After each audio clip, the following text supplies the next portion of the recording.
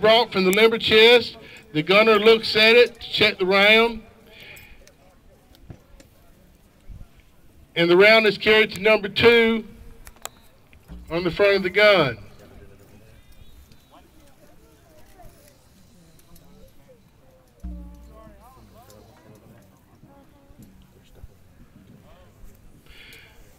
Number 2 will take the charge from the haversack, place it inside the cannon tube, and step back.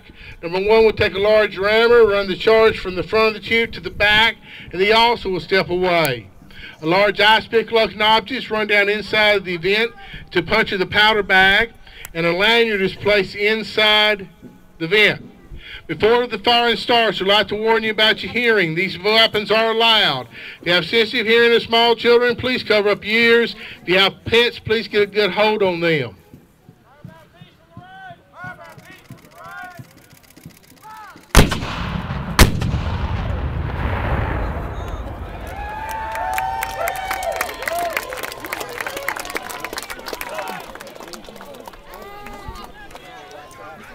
The artillery has answered the request from the cavalry commander, captain of the cavalry, to fire rounds.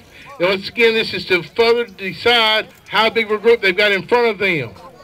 The cavalry unit will go out to investigate. Now, a regiment of cavalry would normally consist of somewhere around 1,000 troopers. They would operate in smaller segments, such as squadrons, which contain 2 regiments, about 1,000 troopers to a regiment. Now, as they move forward, this is a way they find information. They're on horseback and they can move quickly. You send infantry forward, it's harder to get in. Basic weapons for the cavalry, though, are revolvers, sabers, and some type of long weapon. Now, for the Confederacy, you'll see different things. Some will carry a small rifle on them. Others may carry a carbine. Also, early in the war, you'll see a lot of the cavalry guys carrying shotguns on them.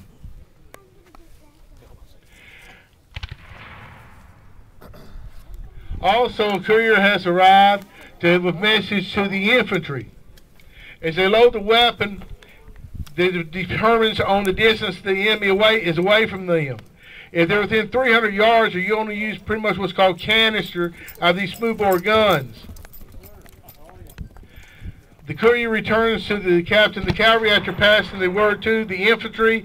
They have discovered a large force, and they wish for the infantry to move forward. The force is larger than they anticipated and bigger than what they can handle with the manpower they have.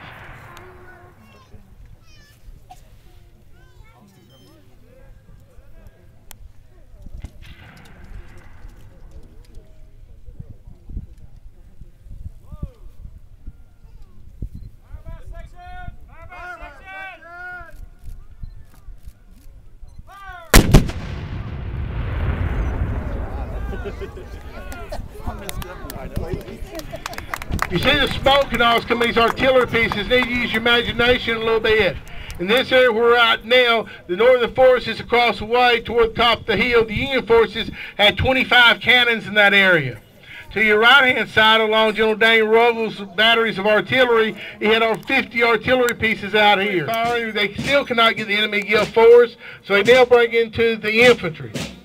The infantry is 80% strength of the Army. Your Army consists 80% of infantry. Cavalry and artillery is your auxiliary arms to support this infantry.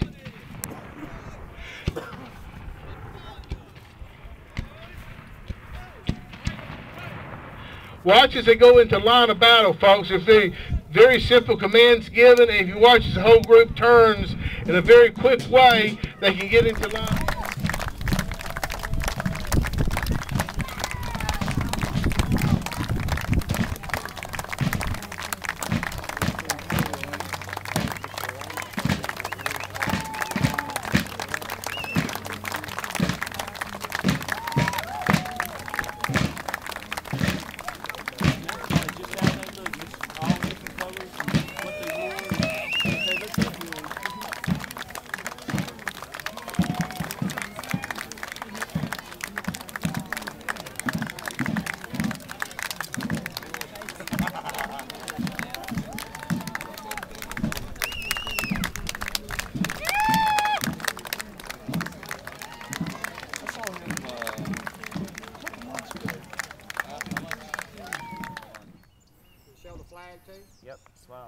Wait a minute, have you got my little picture thing on? Come on. Yep.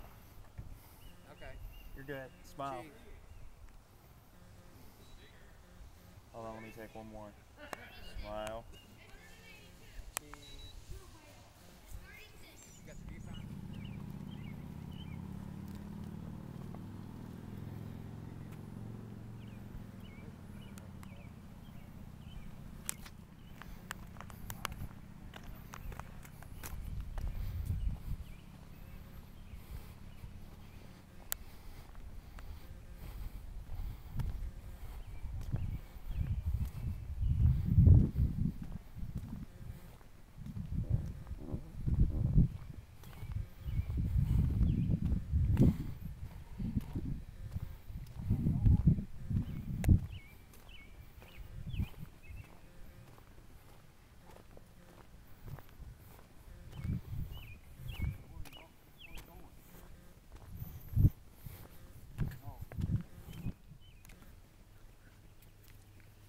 Good afternoon. This is Lanny Perry, Moody's stepdad, and we're winding up our tour here at Shiloh National Military Park on April 10th, 2010.